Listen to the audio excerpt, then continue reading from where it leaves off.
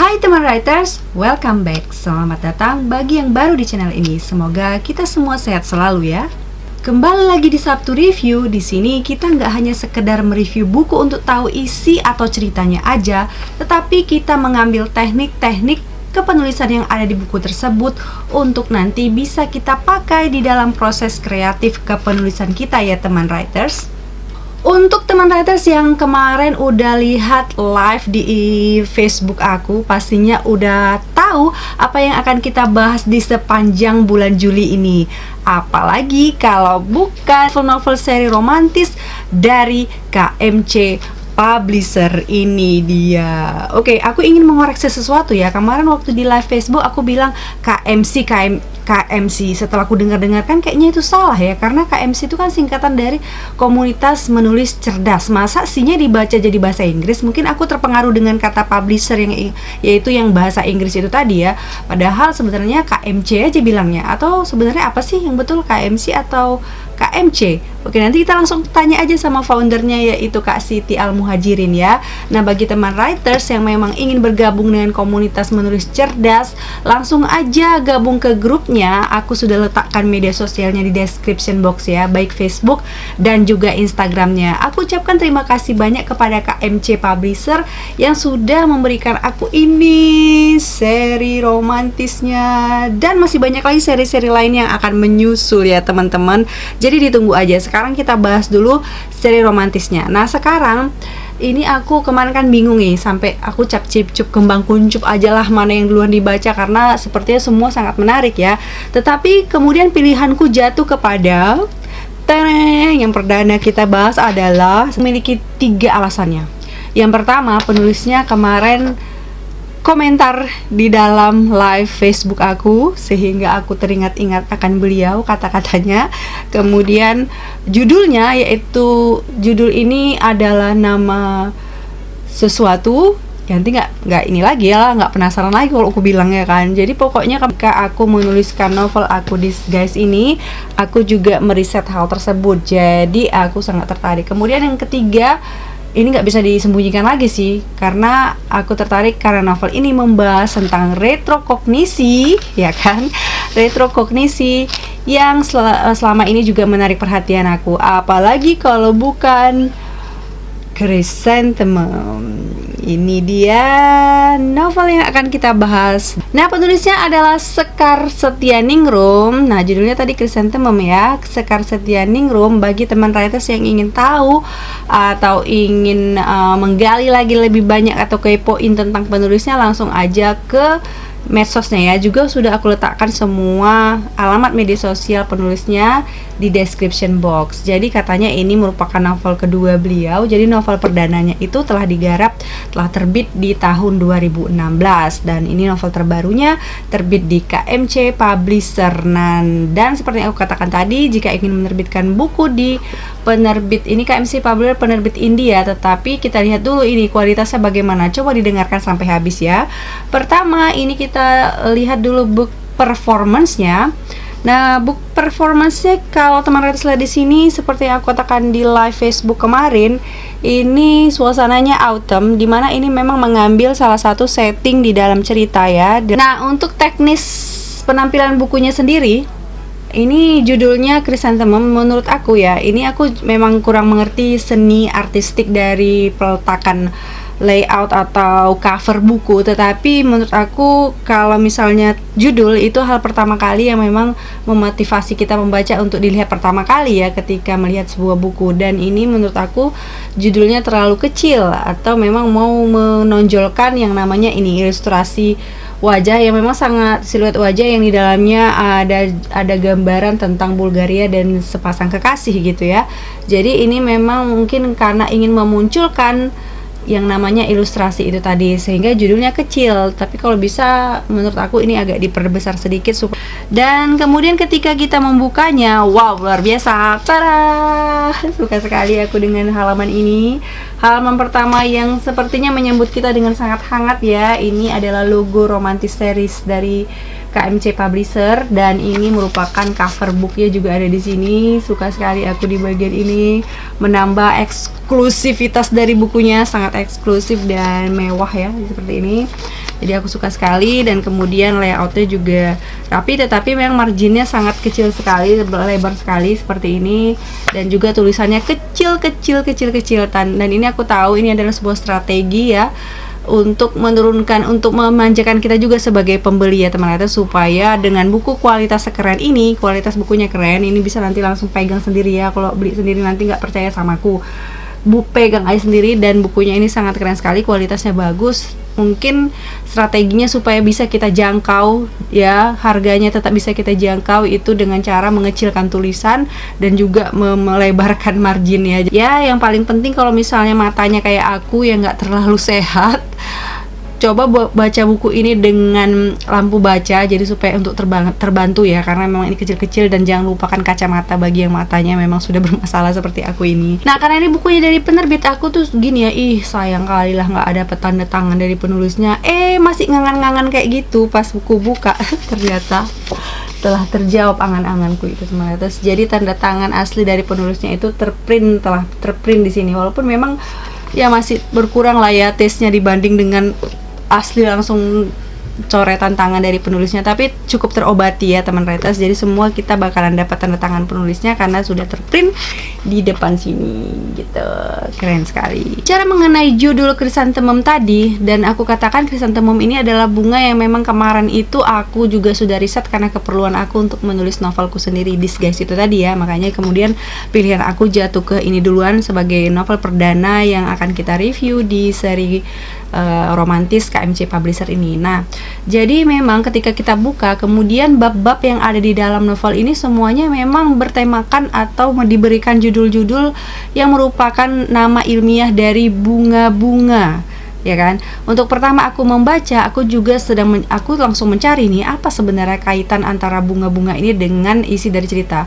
Dan seperti kita ketahui bersama, bunga itu biasanya menyimbolkan suatu hal ya. Jadi aku langsung mengarahkan pikiran aku ke situ. Dan benar saja ketika aku buka bab pertama ini, judulnya misalnya judul bab pertama adalah Cassia Javanica. Ketika aku googling ya, itu artinya bisa jadi adalah suatu permulaan, good luck ya. Jadi memang bab pertama ini merupakan permulaan dari karakter utamanya untuk mengarungi hidup baru, good luck, semoga beruntung gitu. Jadi disimbolkan dengan judul yang diambil dari bahasa ilmiah dari bunga, dan seterusnya bunga-bunga terus. Nanti bakalan sampai pada suatu bab aku tuh nggak cari lagi apa artinya, aku baca karena sudah sibuk mendalami isi cerita ya. Jadi nggak aku pedulikan lagi judulnya itu apa sih makna dari bunga ini. Nanti bisa, maksudku gini, nanti aja lah abis baca kok jadi sibuk aku nyariin arti dari simbol-simbol ini gitu kan. Jadi nggak menikmati ceritanya gitu. Jadi aku tinggalkan sejenak.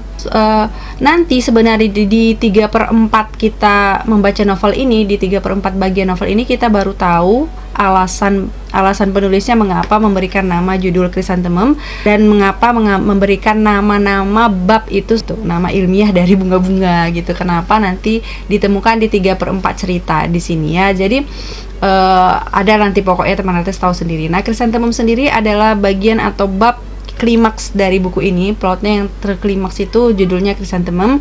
Nah, itulah dijadikan menjadi judul besar dari buku ini. Nah, dari tadi judul-judul menceritakan judul-judul, nama bunga dan sebagainya. Mungkin teman writers di sana sudah penasaran ya, sebenarnya sinopsis dari novel Chrysanthemum ini seperti apa sih?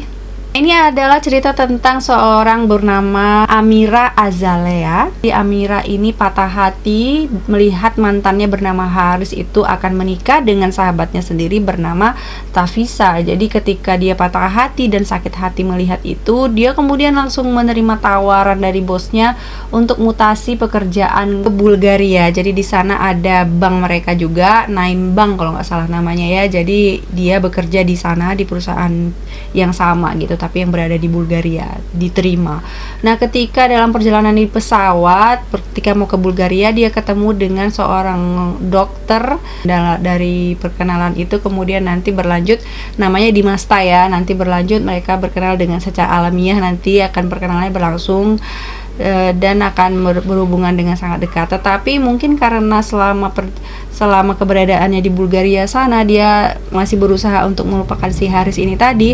Akhirnya dia banyak menghayati kehidupannya, banyak berenang di dalam benaknya sendiri. Akhirnya dia malah malah menajamkan satu sisi indera keenamnya yang mungkin selama ini tidak disadarinya, yaitu satu cabang dari clairvoyance, yaitu retrocognition. Jadi dia memiliki kemampuan untuk melihat masa lalu dengan cara memegang benda atau orang. Tapi ternyata kemampuan retrocognitionnya ini nanti akan menjadi penghambat hubungan dia dengan cinta barunya, yaitu Dimasta ini tadi.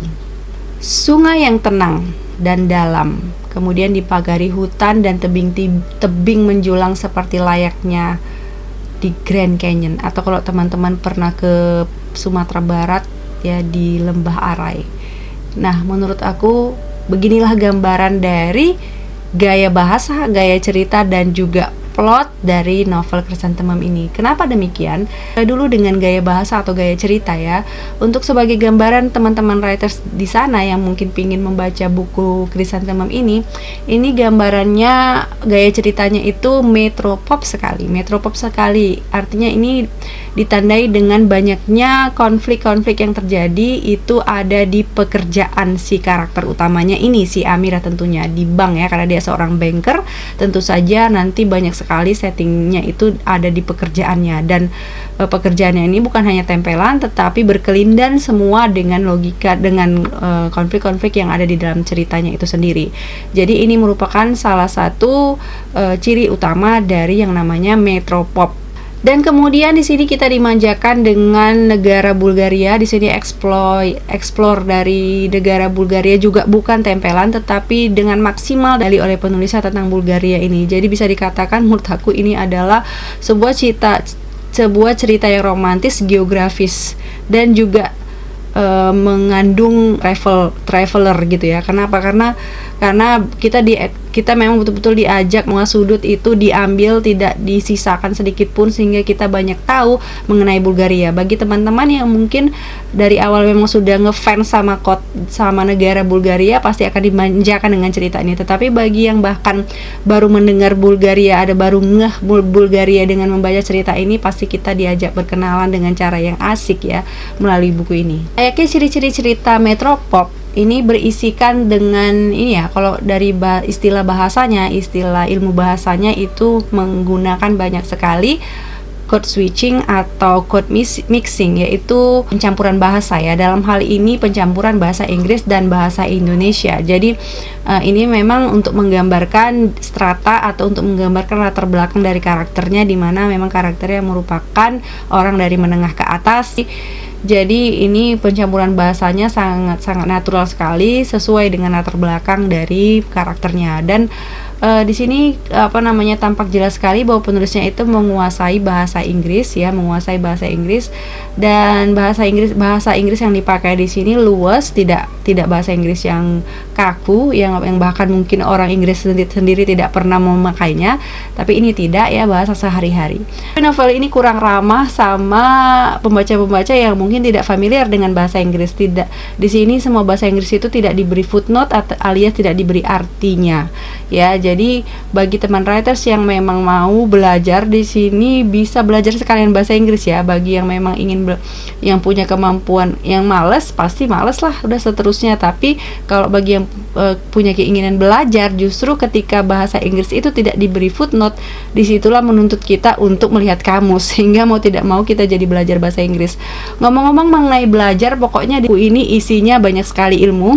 Ini adalah novel romantis yang berisi, kalau menurut aku bobotnya sangat berat ya, maksudnya informasi-informasi yang kita dapatkan di sini bisa jadi merupakan hal yang baru bagi kita. Contohnya aku sendiri itu menyediakan Google loh di sebelahku, karena aku tuh orangnya langsung penasaran. Ada dua cara untuk menikmati buku ini ya, seperti halnya aku yang sibuk mencari Google, atau tapi pada akhirnya aku menggunakan cara yang kedua ini, yaitu kita nikmati dulu ceritanya sampai habis, baru ketika kita ingin tahu apa tadi yang ada dalam buku ini, kita bisa googling kemudian. Jadi pokoknya ini buku romantis yang tidak benye-benye, yang sangat berbobot.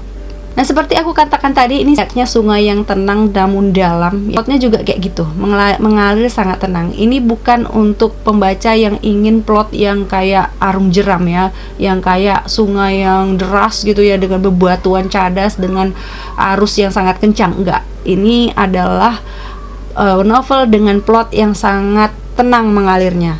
Jadi delaying dari ceritanya itu untuk mencapai klimaks itu sangat panjang sekali. Jadi bisa dikatakan bagi teman writers yang pembosan ini tidak akan cocok ya. Inciting incidentnya dari inciting incident sampai rising actionnya itu memang eksekusi dengan cara yang sangat lambat gitu ya. Jadi di sini tellingnya juga cukup banyak, dan mungkin di sini sebenarnya ya tergantung dari selera pembaca juga sih. Ada yang suka dibawa dengan lambat-lambat seperti ini.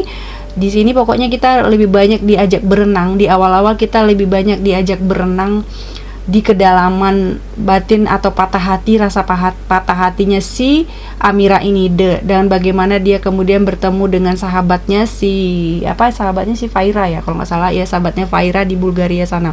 Ikatan persahabatan itu yang nantinya akan menjadi wadah kita untuk dibawa masuk ke dalam kedalaman karakter si Amira ini. Dan bahkan retrokognisinya itu dari ketahui mulai tercium-cium retrokognisi yang dijanjikan di cerita ini bakalan kita dapat sudah mulai setengah cerita ya. Jadi agak lama kita dapat ke retrokognisinya tadi. Jadi pokoknya ini bacanya harus sabar ya, nggak boleh terburu-buru gitu ya. Nah, kita juga dibawa dengan sangat perlahan-lahan sekali, sangat lembut sekali proses jatuh cinta si antara Dimasta dan Amira ini tadi ya, cinta dengan harapan yang baru tadi. Dan kita memang dan novel ini tidak mengumbar sama sekali, tidak mengumbar yang namanya drama yang berlebihan, tidak mengumbar tangis-tangis yang bagaimana-bagaimana. Sesuatu yang menyodok di tenggorokan itu bisa kita rasakan. Sesuatu hal yang seperti gelenyar aneh yang ada di perut ketika kita jatuh cinta itu kembali dirasakan. Bagi aku yang seperti orang tua ini tadi yang sudah melewati jatuh cinta ya, proses-proses ini rasanya kembali lagi di masa mengenang ya, di masa ketika perut ini kayak mules aneh kayak gitu ya, ketika melihat orang yang kita cintai. Jadi kita kayak dibawa, bagi kita yang sudah melewati jatuh cinta, kita kayak dibawa ke masa lalu, tetapi bagi yang sedang merasakannya ini pasti sangat-sangat relate sekali ya. Jat tangis yang ditimbulkan di sini itu adalah dari hal-hal kecil, bahkan aku yang menangis yang sampai berkaca-kaca itu hal-hal yang kecil, misalnya perlakuan kecil dari Masta ke Amira, kemudian misalnya pelukan kerinduan Nico, Nico saudara kembar si Amira kepada si Amira ketika bertemu lagi. Udah gitu percakapan Ain ya, Ain ini adalah ibu angkat dari si Dimasta kepada Amira, itu juga menimbulkan sesuatu keharuan. Udah gitu misalnya persahabatan antara si Faira dan Amira. Pokoknya di sini penulis lihai sekali melemparkan batu kerikil dan kena tepat sekali di kepala kita. Jadi maksudnya adalah hal-hal kecil di sini yang bisa menohok kita dan memikirkan kehidupan ini, masa lalu atau masa sekarang dengan lebih dalam lagi. Ini tergantung dengan background kita ya teman writers. Apa-apa yang kita dapatkan di sini tergantung dengan base kita, dengan dasar dari diri kita sendiri. Jadi misalnya kayak aku ya, di sini sangat relate sekali ketika si Amira ini begitu mencium aroma parfum dari mantannya si Haris, dia langsung kayak kena tsunami ya. Kenapa? Karena ya ini real sekali dengan kehidupannya. Aroma itu memang sangat-sangat bisa membawa balik lagi di kenangan di masa lalu, dan ini pasti pernah dirasakan oleh teman-teman writers di luar sana ketika mengalami patah hati ya. Jadi ini baik sekali penggambaran dari sikap-sikap orang yang jatuh cinta, sikap-sikap orang yang patah hati itu sangat detail sekali dan sangat relate sekali dengan kehidupan kita. Untuk karakter buildingnya ini memang gambaran fisik umum ya yang diberikan ciri-cirinya ya. Terkadang kita gini juga ya, Sira dan si di masa ini memang digambarkan dan cantik. Jadi itu memang kan sudah klise ya, apalagi di cerita-cerita romantis pasti itu karakternya ganteng dan cantik itu aja ya kan. Tapi kemudian diberikan sebuah sisi-sisi kemanusiaan yang lain sehingga kita tetap mencintai kedua karakter ini, yaitu dari backstory-nya dan juga dari ya kekurangan-kekurangan mereka itu terdapat di backstory-nya ya, diberi kekurangan tapi terdapat di backstory-nya, yang memang backstory karakter ini merupakan bahan utama dari cerita ini juga, mengingat kemampuan si Amira tadi untuk melihat masa lalu. Jadi terus dialognya di sini juga sangat pas sekali dengan karakternya, nyambung. Terus ada bahkan dialog untuk si Dimasta khususnya, dia diberikan dialog-dialog yang khusus seperti perubahan dialog dia ketika yang pertama kali ke aku berbahasa Indonesianya, ketika lama-lama komunikasi dengan si Amira kemudian menjadi lebih luas gitu. Dan ada ciri khas ketika si Dimasta ngomong yang bisa kita pindah ya, dia selalu menimbuhkan ra ya, menyebut nama Amira di setiap kalimatnya gitu. Dan itu bisa jadi merupakan simbol dari kecintaan Dimasta kepada si Amira ini, tidak tinggal pokoknya ra-nya di dalam setiap kalimat dia kalau ngomong ya. Dan gitu misalnya si Faira yang digambarkan dengan sangat kepo ya, dengan dialog aja kita bisa menggambarkan karakter dia. Novel ini itu semua digambarkan melalui dialog mereka ya. Itu menurut aku bagus sekali karena bisa digabungkan seperti itu. Nah, selanjutnya kita bahas ini tata bahasanya sangat rapi sekali, dan ini merupakan salah satu contoh dari buku, sampai aku tadi waktu membacanya, ini penerbit India gitu, kok luar biasa keren sekali gini ya. Jadi banyak sekali sekarang kita di luaran sana itu sangat meremehkan yang namanya penerbitan indie karena ceritanya katanya asal-asalan aja, yang penting kan orang bisa bayar bisa ada terbit gitu kan. Enggak, kalau ini ternyata sangat luar biasa sekali. Ini salah satu dari beberapa penerbit indie yang sudah kita bahas di dalam channel ini sebelumnya. Ini juga adalah tambahan. Aku senang sekali mendapatkan KMC Publisher ini sebagai penerbit indie yang keren sekali, untuk membuktikan bahwa penerbit indie itu tidak semuanya jelek ya teman-teman. Jadi aku ketika membaca ini tadi, ini udah setaraf mayor ini, apanya, mulai dari ceritanya ya, penulisnya gitu kan, keren sekali. Udah gitu dari kerapian tata bahasanya, tipenya sangat sedikit. Mungkin aku hanya mengoreksi sedikit saja, misalnya kata lembab yang digunakan di sini pakai P, itu di KBBI tidak, di KBBI yang baru ya. Kalau yang lama lembab pakai B dan lembab pakai P itu masing-masing ada artinya berbeda. Nah, tapi kalau di yang baru, yang lembab yang baku adalah yang pakai P gitu kan, untuk mengatakan mengandung air, sesuatu mengandung air gitu kan. Terus yang baku bukan mengendikkan bahu, tapi itu berasal dari kata kedik ya, jadi mengedikkan bahu. Terus kemudian ini mungkin ada beberapa kekeliruan dari teman-teman yang misalnya menggunakan kata namun. Namun ini adalah kata penghubung antar kalimat, bukan intra kalimat. Jadi kalimat satu dihubungkan dengan namun di kalimat yang lain gitu, jangan di dalam satu kalimat. Memang namun ini cita rasanya jadi lebih puitik ya, tapi jangan sembarangan juga kita pakai. Kemudian yang aku kurang sukai di sini, ini mohon izin kepada penulisnya dan juga penulis novel yang lain. Aku kurang suka dengan penggunaan kata netra dengan novel, apalagi yang metropop seperti ini, kayak jadi kurang nyambung gitu. Apa salahnya sih bilang mata aja gitu, nggak apa-apa bilang mata aja gitu, daripada netra rasaku kayak menye-menye gitu ya, mengurangi sedikit ya, tapi hanya memang sedikit sekali ya, dan ini hanya perasaanku terdalam aja, mungkin selera pribadi ya. Aku kurang suka dengan kata netra digunakan di dalam novel-novel yang kayak gini, kayak mengurangi gitu lah. Aku akan memberikan kutipan favoritku dari Chrysanthemum ini. Mungkin gaya aku ngomong sekarang memang ini sangat dipengaruhi dengan tone yang disajikan oleh Chrysanthemum ini ya, yaitu tenang tadi. Ini kutipan favoritku adalah crying is healing. Kenapa kalimat singkat itu menjadi favorit aku? Karena itu mengena betul ke dalam diri aku, dan ini diucapkan berulang kali ketika si Amira sedang sedih ya kan. It's okay, nggak apa-apa kita nangis gitu kan, karena crying is healing. Jadi memang tangis-tangisan yang luar biasa tidak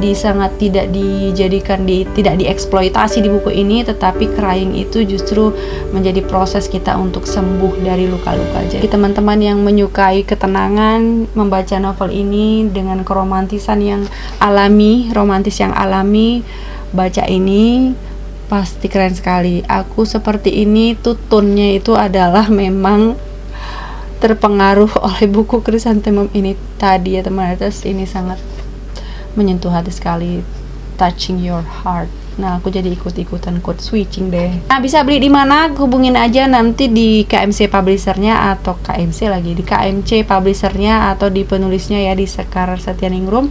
Dan teman artis tahu, Sekar itu artinya kan bunga. Jadi semua judulnya bunga, nama penulisnya bunga, semua bunga. Jadi bunga-bunga di mana?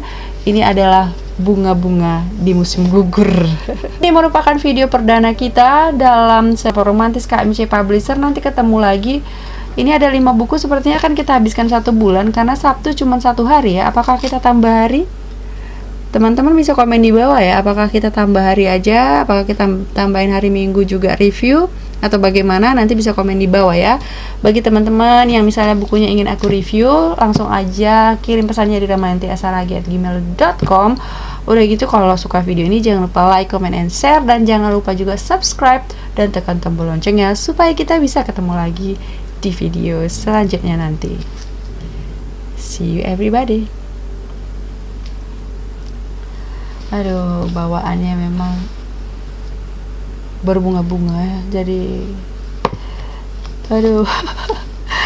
Ya, seharian penuh ini aku bakalan dipengaruhi oleh novel Chrysanthemum dengan ketenangan batin si Amira. Oh ya, Amira itu juga nama bunga rupanya, boy. Bunga di padang tandus. Artinya bunga di padang tandus. Itu ada nanti ketika dia ngobrol sama Anne gitu. Itulah,